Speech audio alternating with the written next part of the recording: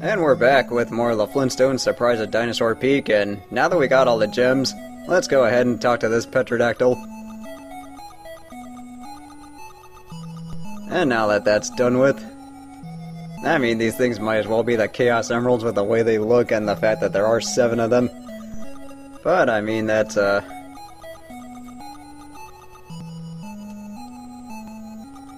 okay, never mind, I guess it's 5. But, I mean, they just basically look the same. That's all. Yeah, I'm already off to a terrible start here, but what are you gonna do? So this is a pretty unique, flying and shooting stage. Well, you know what, that can't be helped.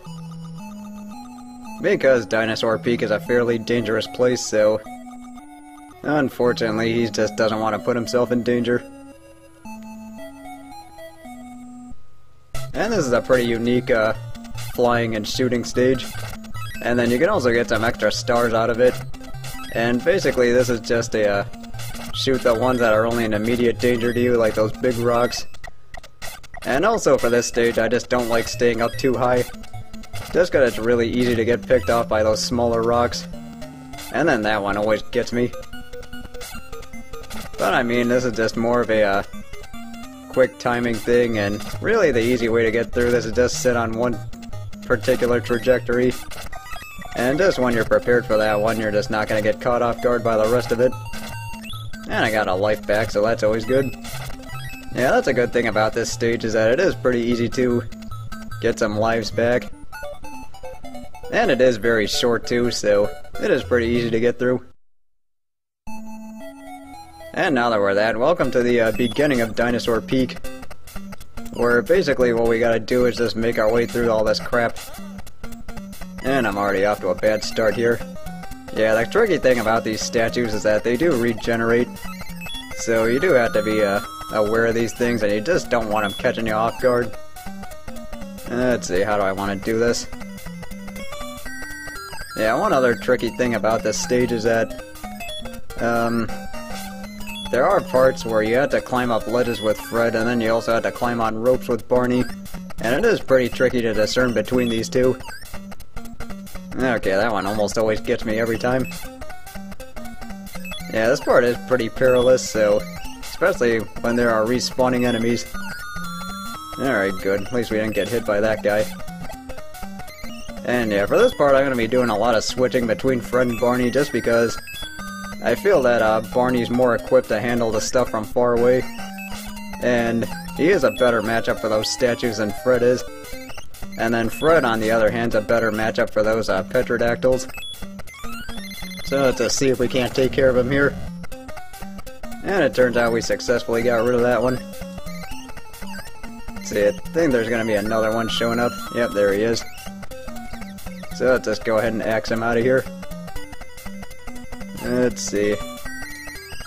Yeah, this part gets kind of tricky just because you don't want to get picked off here. And then that's also really funny too when they decide to do that. Yeah, unfortunately the enemies here respawn a lot, so that is something we do have to be aware of. But at least they give us some health. And we also got some meat just in case we needed it. Let's see, I think I want to get this. Oh, it's just health. I was kind of hoping for a power-up that gives me more sub-weapon power. I mean, fortunately, sub-weapons aren't going to be that useful after this stage, but it is still something that's nice to have. But either way, Dinosaur Peak is where the difficulty really picks up in this game. I mean, for the most part, this game is fairly easy. I mean, you just have to be aware of cheap crap like that. So, let's see, how do I want to do this? Okay, that was odd. Okay, don't respawn, please. Okay, I think I want to do it that way. Alright, well, I got some nice power-ups here, but let's see, this part's going to be a little bit trickier just because there are some pretty precise jumps we have to do. And now we're up to the boss, and it is the junior fire dinosaur, so I think what I'm gonna do is I'm just gonna let Barney handle him. Just because I can just pick him off from far away, and it is easier to get your shots in with Barney. And then occasionally you can just get brave and get close with Fred. But I think for the most part I'm just gonna let Barney pick him off, and then just wear him down that way. And yeah, just because I don't want to stay too close to him. So let's just go ahead and just keep up with this. And yeah, this boss is pretty simple, especially when you're fighting as Barney. So I'm just gonna try and wear him down that way. Unfortunately, this does take a little bit longer, but at the same time, what are you gonna do? Because at this point, lives are just a lot more important. Well, at least I was able to finish him off with Fred. And yeah, we're gonna be seeing this guy again.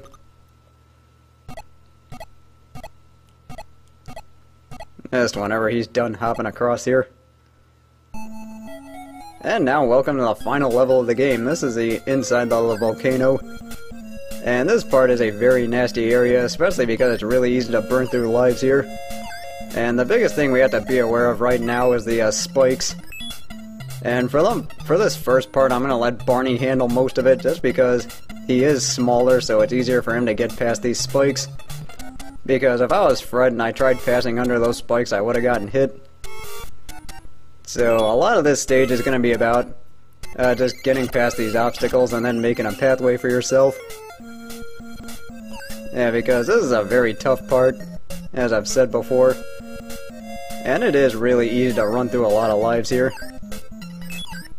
Especially because there's just a massive jump in difficulty between the rest of the stages and then Dinosaur Peak. It does get a lot worse from here. Unfortunately, they do give you plenty of power-ups to work with. And also some lives, because lives are always good. And for this stage, as I've said before, I'm going to let Barney do most of the work here. Especially when we gotta maneuver past these spikes.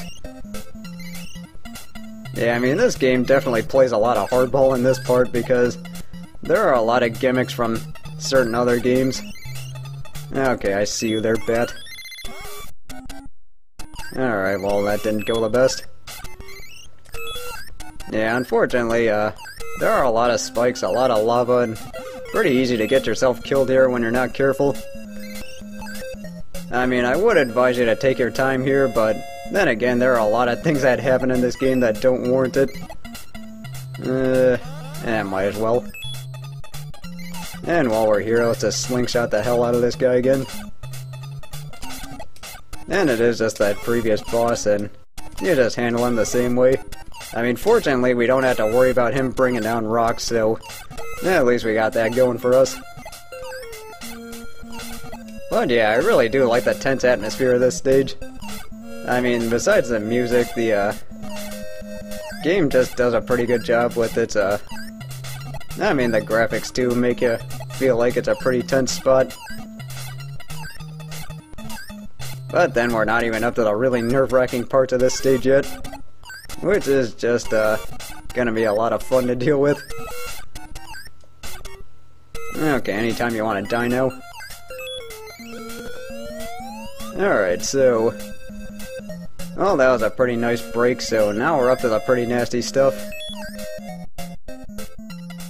And just gotta make maneuvers here. Ow, that's really funny, game. Yeah, you know what, we might as well just have this on us in case we need it. Alright, you get to die too. And yeah, it is really important just to see these obstacles. And also, this is going to be a lot of trial and error, so it is important to come in here with a lot of lives. And now we got this part. Yeah, so we gotta just beat the lava, which is not something I always enjoy. Okay, that was really close. Wow. And then there's this part. Yeah, anyway, the lava wheel of death. This is probably the most nerve-wracking part of this entire game.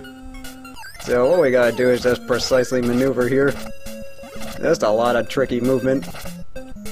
And there is a lot of trial and error associated with this. Which, of course, there are a lot of terrible Battletoads flashbacks with the Terratubes. Alright, that first set's down. And the good news is you do get a checkpoint after each one, so we will probably end up dying at least once in this part. Just because it's a lot of tricky jumps, and you have almost no margin for error, because if you get hit by those spikes, that's more than enough time for that lava wheel of death to catch up to you and kill you. Alright, well that's the second one, and that's not the worst of it, because this is the worst of it. So what we gotta do is, the lava wheel of course has a mind of its own and it's following us. So we just have to get our asses up here pretty quickly. And then also, just avoid these spikes. And then we just gotta get ourselves to a safe spot here. Okay, and then we made it. Yeah, I made that look a lot easier than it really is, but you are gonna find yourself burning through a lot of lives in those 3 spots. So that is just something to know when you're playing this. I mean, hopefully you do choose to play it after seeing this, but who knows. But now for the final boss of the game. And now we gotta deal with this jerk again. And I'm just gonna repeat the same strategy here with Barney. I'm just gonna let Barney handle this part. And then Fred does have an advantage against him if you try and hit him when you or when he jumps up like that, but the timing is pretty tricky and it is pretty easy to get yourself hit instead. So I mean, I'd just rather play it safe here. But yeah, I mean, these bosses for the most part are pretty simple, which is one thing I really do like about this game, is that even though the game does pick up in difficulty, I mean, it's still very simple mechanics and they do a really good job with them. So let's just take care of them that way. Yeah, go ahead and cry to your mommy. Okay, maybe that was not such a good idea to taunt him. Yeah, anyway, meet the lava dinosaur. I think it's one more. So yeah, meet the lava dinosaur. What we gotta do for this boss is, well, of course, Fred's gotta be stubborn about it, because that's just how Fred rolls. So what we gotta do here is I'm gonna let Fred handle most of this. And it's pretty precise to jump your way past most of these obstacles. And what she does is that she does that fire attack, and then she also does occasionally tries to swoop in and use fire on you. And then sometimes she'll also jump and then try and force rocks to come down. I mean, I might kill her before then. We'll just see. I guess not. Yeah, that's it right there. It's pretty easy to get hit by that thing, because the rocks are kind of random, and then also whenever they hit the lava, they spout out fireballs. But yeah, we just beat her, and that is the end of the Flintstones Surprise at Dinosaur Peak. Overall, a very fun game, and easy to pick up and play, and definitely one worth checking out. But I mean, let's just sit back and enjoy the ending here. So the lava's done, or the lava's out, and then Fred just makes it across safely.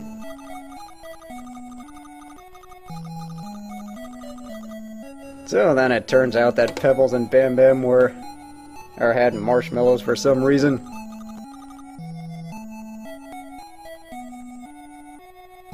So we had to figure out that it turns out that they were using the lava to roast marshmallows.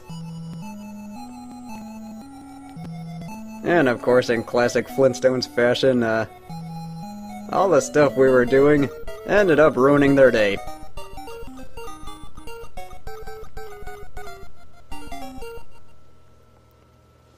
So now we're just gonna enjoy the credits here, and I might as well give my final thoughts on the game. I really do like this game. It's really simple, really enjoyable, and I just overall like the general atmosphere that the game provides. I mean, there's the good music, because it's a Tato game, there's always going to be good music. It also does a really good job of, I guess, capturing the same atmosphere you get from the Flintstones, and I really do like the co-op feature that you get with Fred and Barney, or about how you have to work together with those two, and they both have pretty unique skill sets, so that does make this game a lot of fun to play. And overall, like I said before, this one's more of a collector's item, but it is a very solid game and definitely worth checking out. Assuming, of course, you want to emulate it, because good luck finding this for sale. And if, in case you do end up finding it for sale, it's probably a fake. So that's just something to know. I actually have no idea what I want to Let's Play next, but I think I'm just gonna decide within the next week or so. But with that said, thank you very much for watching, and I will see you soon at the next one.